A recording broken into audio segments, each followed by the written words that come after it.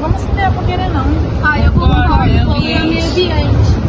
Eu vou tocar uma música agora, então vocês acompanham, me namoram. Tá bom.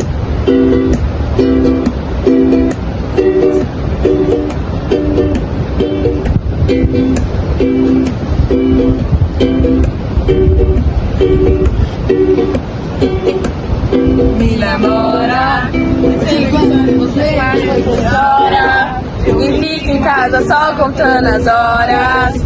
Reclama só do tempo que demora. Abre os braços, vem e me namora.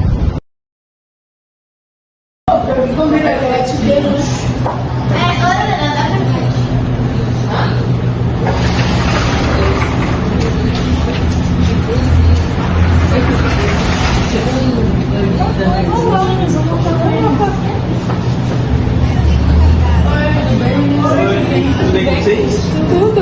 Ah, que bom. O que vocês estão fazendo aqui? Ah, a gente queria comprar algumas coisinhas pra gente no lugar. A gente só lembrou de comprar um doce. A gente já tá indo embora já. A gente já comprar as coisas. Não. Oi meninas, tudo bem? Como vocês estão fazendo aqui? Sua mãe, Ana, como é que ela tá? Tá bem? Anda bem, Ah, que bom. Paulo, fiquei te dando um pulinho lá na sua casa, Nossa, tá? pode deixar, pode deixar. Gente, vocês ficaram sabendo? A minha filha voltou. Nossa, Sim. sério? Isadora, filha, vem aqui.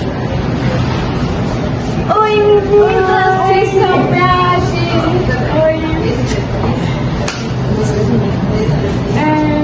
Você quer vir com a gente pra noite das meninas? Ai, eu quero. Vamos pra bacana? Eu quero.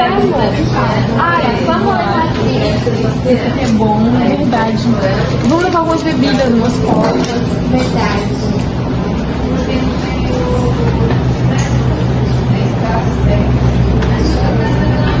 Eu fiquei sabendo que essa é muito boa.